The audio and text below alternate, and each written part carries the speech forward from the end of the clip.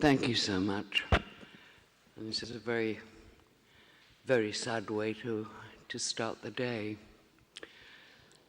I want to talk about the Sustainable Development Goals.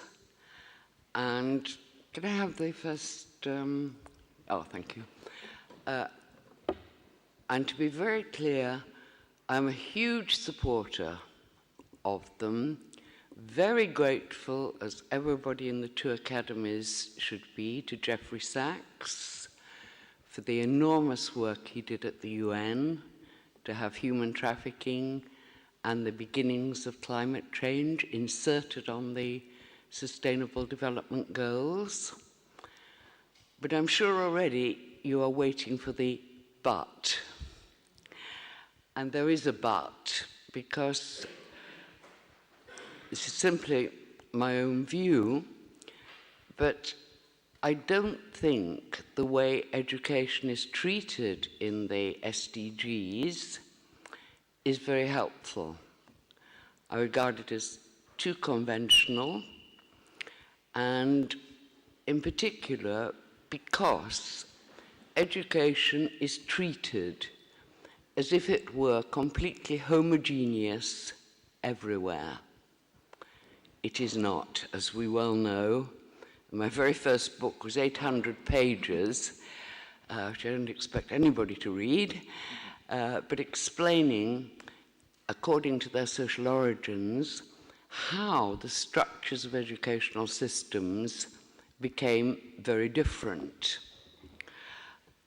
Specifically, that some became highly centralized, and that would be true for France and for Russia, and actually for everywhere that Napoleon conquered. And on the other hand, some systems at their origins were extremely decentralized.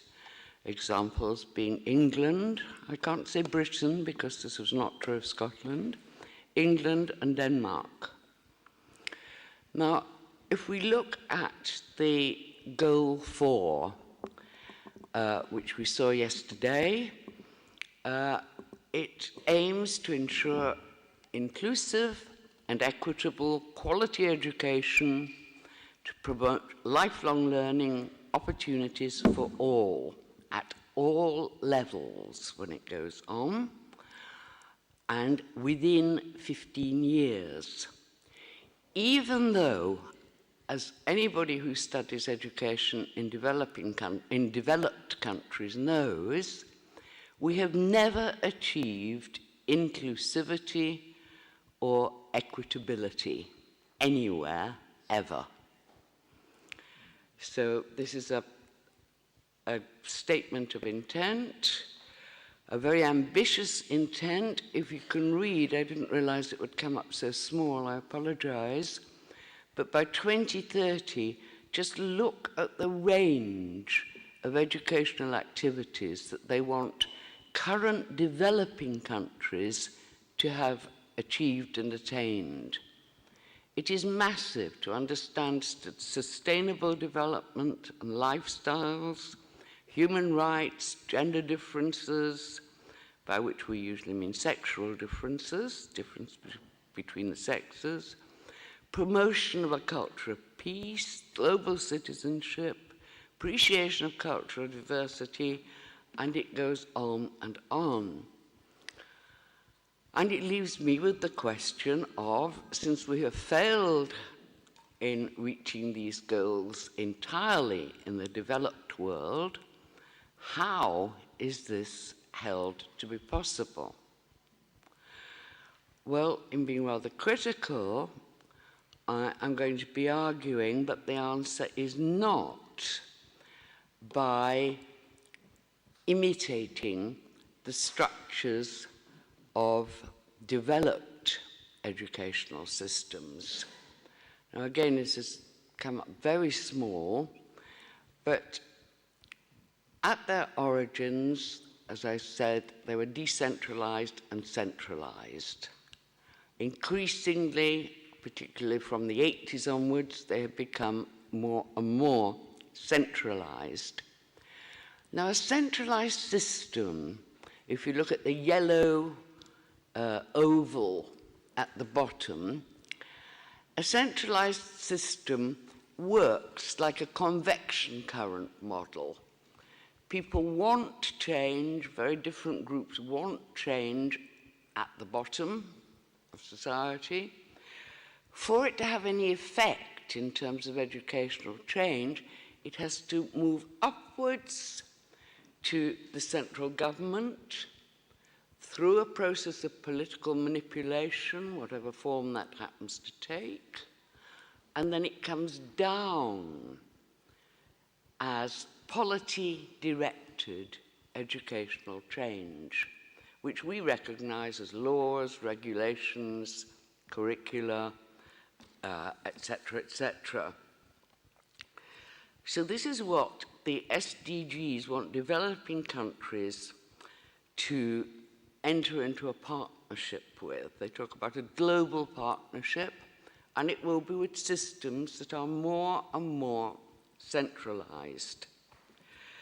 So let's just look at what I'm holding to be undesirable about the processes of change, how you get it, how you cannot get it in a centralized system.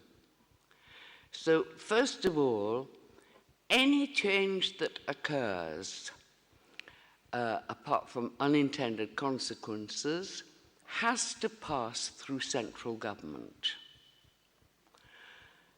In order for it to do so, secondly, those who want change have to try to work together.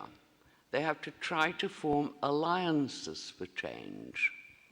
Now, this is like forming alliances in any politics, alliances between different factions, different smaller political parties. For them to work together, they have to make concessions to one another, which is why the centrist governments that we have, centre-right coalitions, centre-left coalitions, or a completely centrist government, which started in Britain with Tony Blair's so-called New Labour, these increase the dilution of the specific demands that particular groups make. And therefore, these systems and the changes that take place are never regarded as being adequate. They disappoint everybody. They have typically tepid supporters and vitriolic critics. And this is because, to go back to the previous diagram, the parties involved in education, the teachers on the left, they cannot introduce change through internal initiation. They cannot say, in our area, they speak a special dialect, they have particular needs, let's introduce something on the curriculum in Catalan or in Napolitano. No, it is all in one, literally, politically correct language. If you look at the other side, there are always interest groups who are ever wanting educational change. And in a decentralized system, if they don't get it, they can found it for themselves. They can found technical schools of different kinds. They can form religious education, experimental pedagogical forms of teaching. This is how Maria Montessori managed to penetrate the English educational system. But these external transactions are not possible given centralization. Now, even when I was young, yes, I know that's many years ago, growing up in the Peak District in England, north of the centre, it was a mainly sheep farming area, mountainous, well, what we call mountains. You can laugh at us, that's fine. But they had one industry. It was limestone. And out of limestone, you can make cement. There was nothing, even when I was growing up, and way back into the late 19th century, to stop them introducing courses in the village schools in cement making. This was the one industry there. We had a cement works. It's called Blue Circle. It still exists. And this is what you can do. This is the flexibility of decentralization. Unfortunately, in a centralized system, even if it's a private institution, privately funded, privately staffed, separately trained, it is highly controlled. The one thing we can say in gratitude to Napoleon is he was a supremely honest man and went before the Conseil d'État and said, if the state has no need for the people to be educated, the people have no right to education. This is there recorded on the official statistics. He also ensured that his staff were completely loyal to the imperial power. What did he do? He took the Catholic Catechism, and every time it referred to God, this was cut out and the word emperor was put in its place.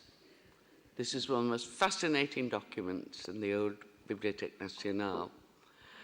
So,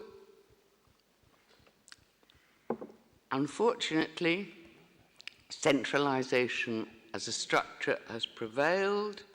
From the 80s onwards, it became more and more centralized. More was orchestrated from the political center.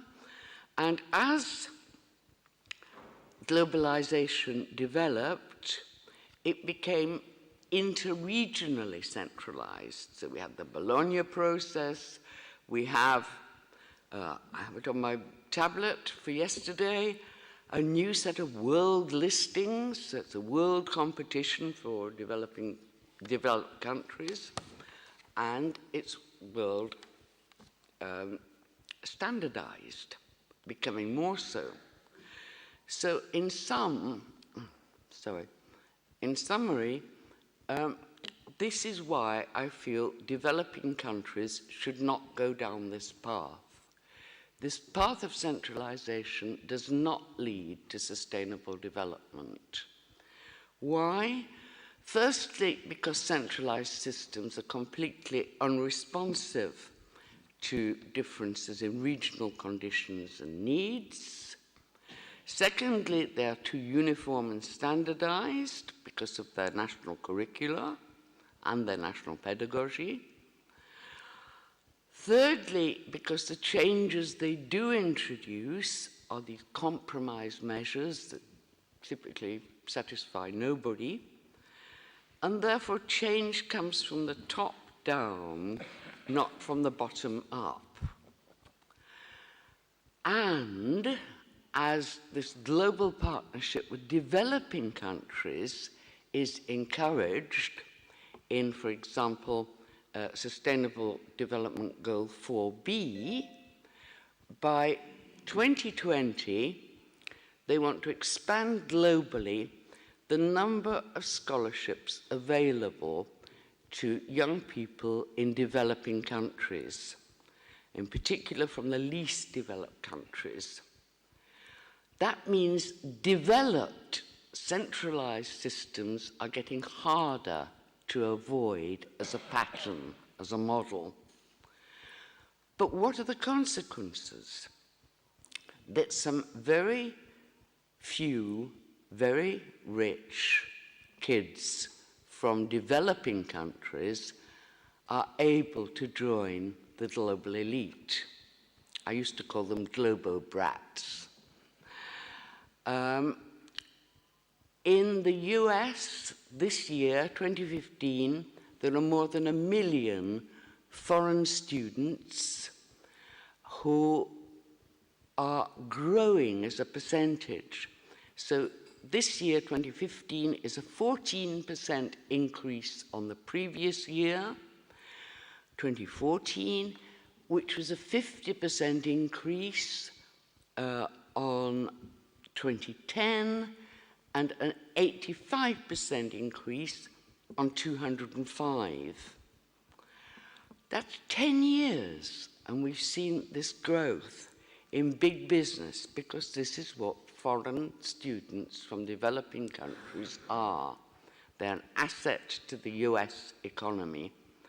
And calculations have been proudly presented by the Homeland Department that the nearly 1 million, when they did the study in 2013 to 14, nearly 1 million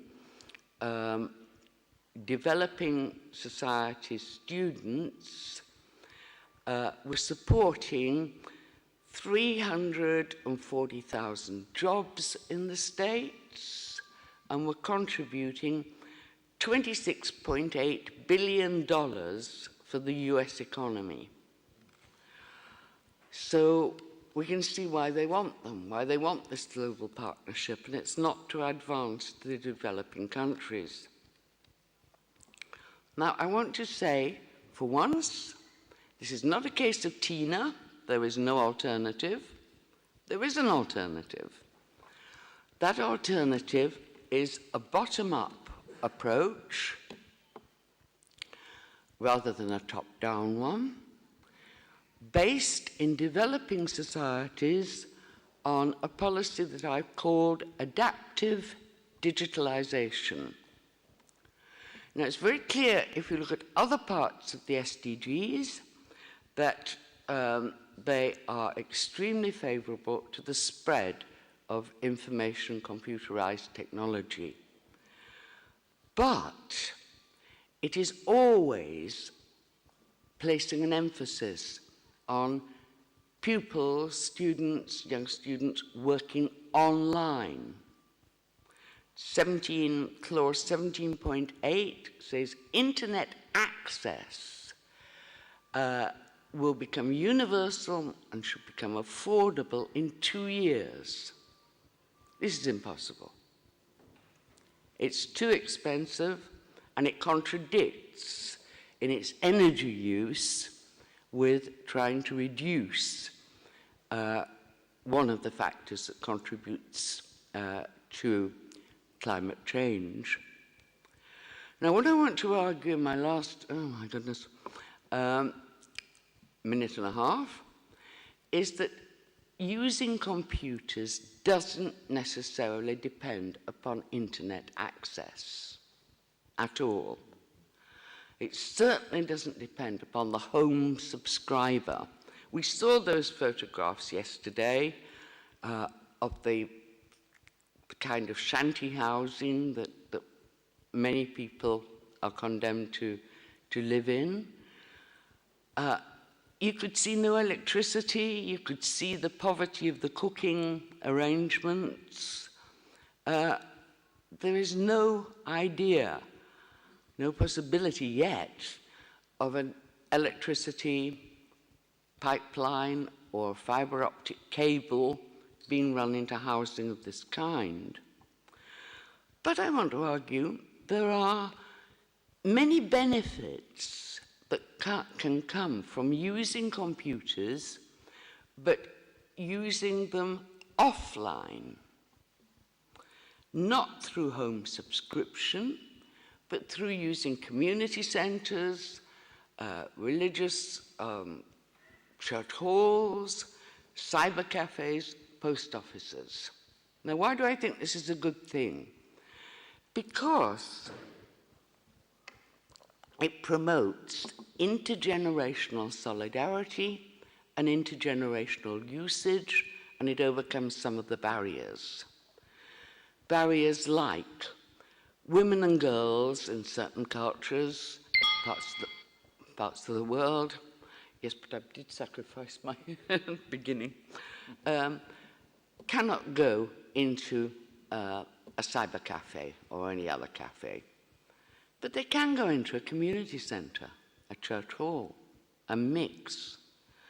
In the cyber cafes in Mexico, in almost every country I've visited, you get boys and men of all ages. Just the kinds of men, manual workers, who would not accept the invitation, come to school after hours and learn computing.